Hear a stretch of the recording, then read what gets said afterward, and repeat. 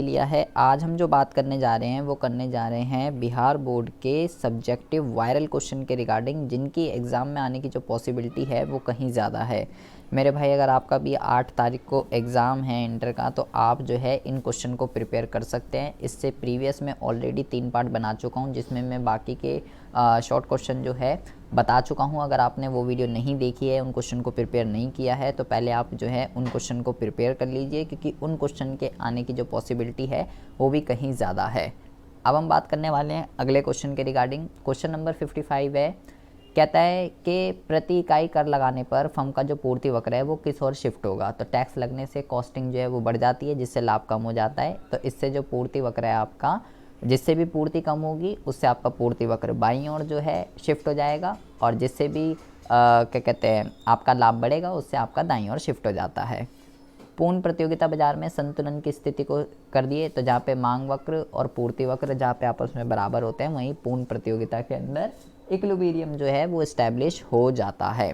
संतुलन कीमत क्या होती है? तो जो इक्विलिब्रियम से जो कीमत डिसाइड होती है पूर्ण प्रतियोगिता के अंदर, जहाँ पे मांग और पूर्ति आपस में बराबर होते हैं, वही संतुलन कीमत होती है। और इसी तरीके से अगर वो आपसे बाजार संतुलन पूछे या संतुलित मात्रा पूछे, तो यही आप वहाँ पे लिखेंगे कि भाई वो कीमत जो मांग और पूर्ति की शक्तियों द्वारा निर्धारित होती है वो संतुलित कीमत, या वो मात्रा जो मांग और पूर्ति की शक्तियों द्वारा निर्धारित होती है वो संतुलित मात्रा है। इस तरीके से आप लिख सकते हैं। पूर्ण प्रतियोगिता और एकाधिकार में क्या अंतर है? पूर्ण प्रतियोगिता में जो है वस्तु विभेद नहीं पाया जाता, बल्कि वहाँ पाया जाता है।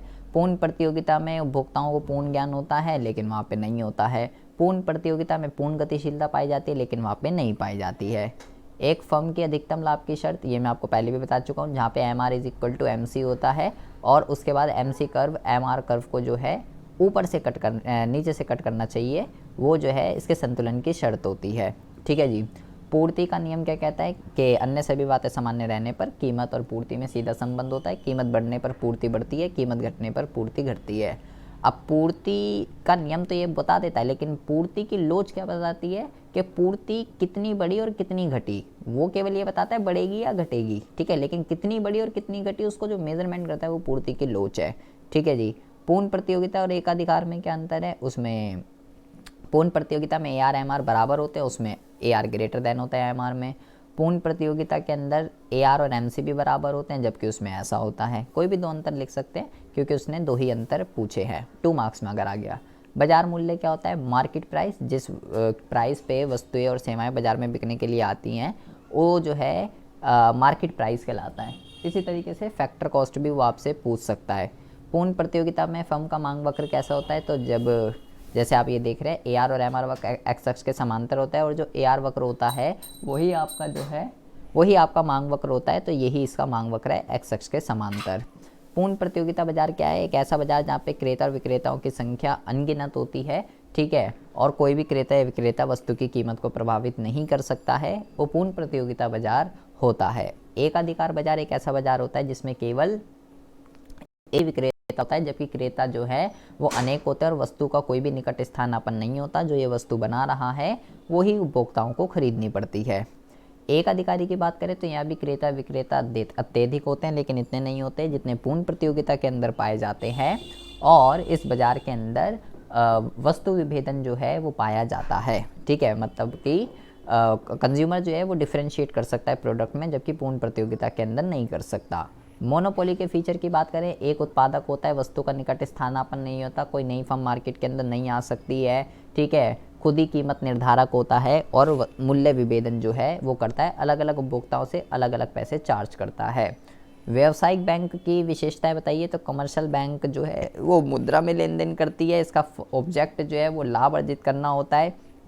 जनता से पैसा लेके जिनको भी लोन देना होता है उनको लोन दे देती है, उस पर ब्याज कमाती है। ठीक है, साख निर्माण करने की योग्यता रखती है।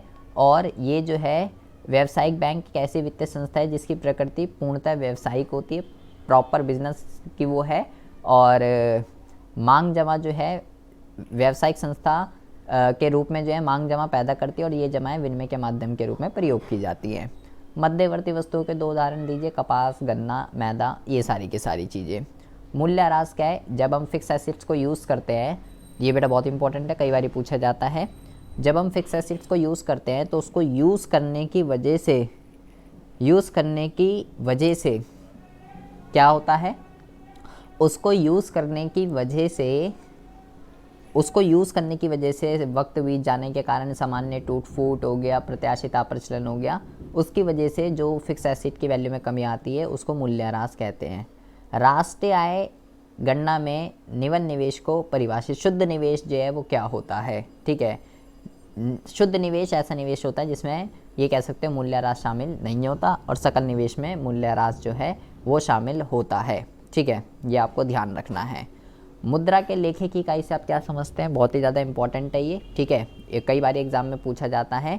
मुद्रा की लेखे की इकाई को किन्स के अनुसार, मतलब मुद्रा जो है वो एक कॉमन मेजरमेंट है ट्रांजैक्शन की। पहले क्या होता था, पहले किसी भी ट्रांजैक्शन की कॉमन मेजरमेंट नहीं थी, जिसकी वजह से कॉमर्स के अंदर, वाणिज्य के अंदर जो अकाउंट्स का सब्जेक्ट है वो पॉसिबल नहीं था। अब जब से मुद्रा आई तो भाई हर चीज़ की कॉमन मेजरमेंट हो गई। इसी की वजह से हम सब हिसाब किताब का रिकॉर्ड कर सकते हैं, किसको फ़ायदा हुआ, किसको नुकसान हुआ, सब जो है 1 मिनट में पता लगा लेते हैं केवल मुद्रा की वजह से। इसलिए मुद्रा को लेखे की इकाई के नाम से भी जाना जाता है, और इसी की वजह से कॉमर्स के अंदर अकाउंट सब्जेक्ट जो है वो पॉसिबल हो पाया है।